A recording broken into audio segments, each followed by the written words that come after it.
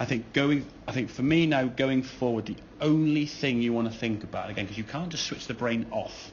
On the golf course, you need to have a trigger or something specific to sort of keep yourself going, kind of thing, rather than trying to just completely blank. Because if you think of nothing, your brain will sort of find things to think of, which will be maybe that missed putt on the last green, or that bad tee shot there, or this. It will start memorising all these negative stuff, okay?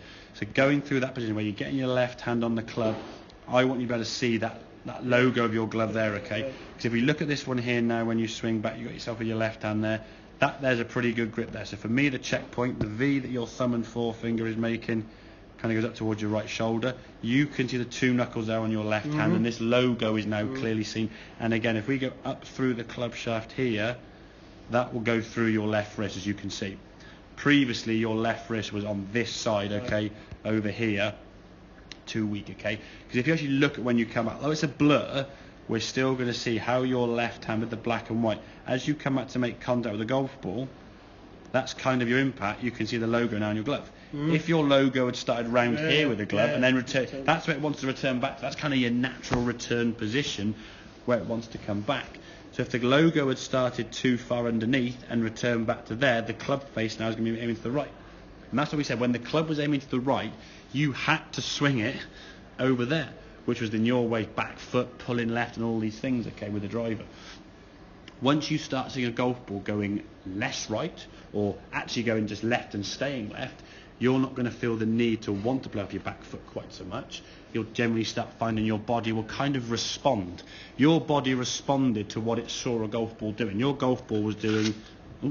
Your golf ball was doing that. Yeah. So to stop that, you just did this. And that then created this sort of motion here now. And when it was okay, you might have a 20-yard fade, lost a bit of distance, but it kept the ball in play. When it wasn't going so well, it was a 30, 40-yard fade and you were losing golf balls. Okay?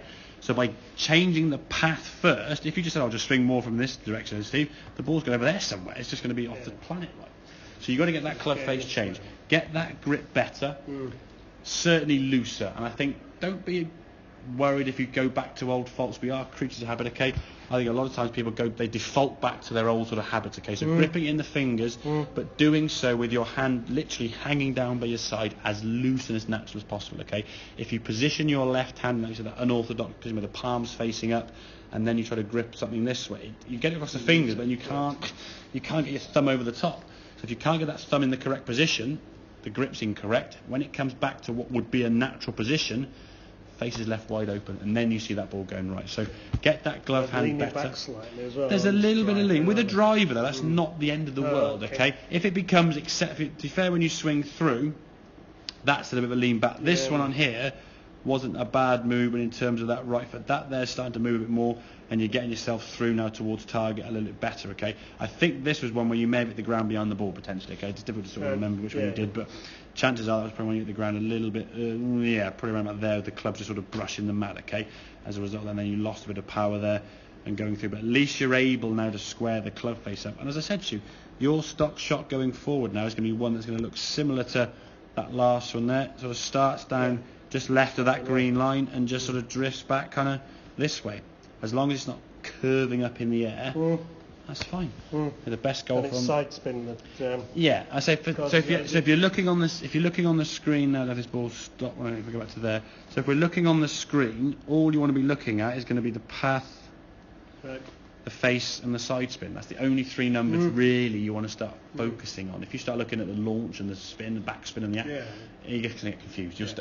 And again, when you started thinking about things, the two worst shots you hit when the one went sort of low left and was a way slice to the right was when you were thinking about your feet and all these other bits and pieces, okay?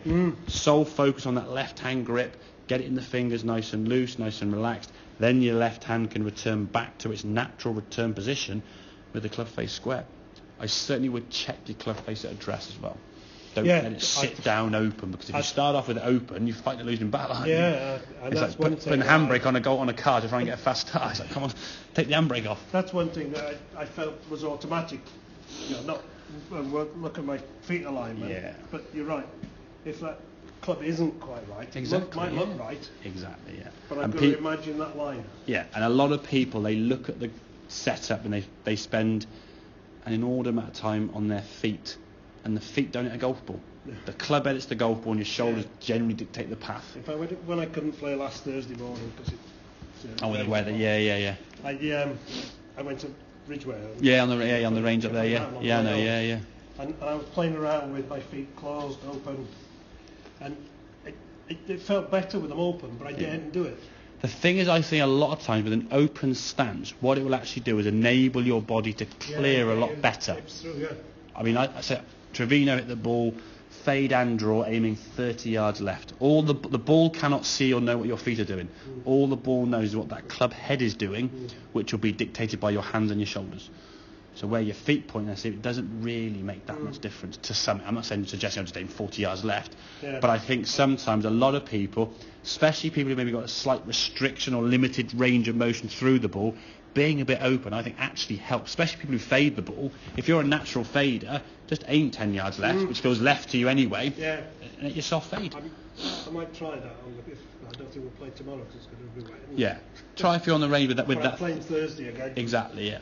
But key thing to be, I think, your feet can chop and change a little bit. I think definitely right would be a no-no, but left or square is fine. Get that grip correct with that left hand. It's falling back a bit underneath again, get it loose again. And when it starts going wrong, we often get tension even more. So, okay then? Good to stay.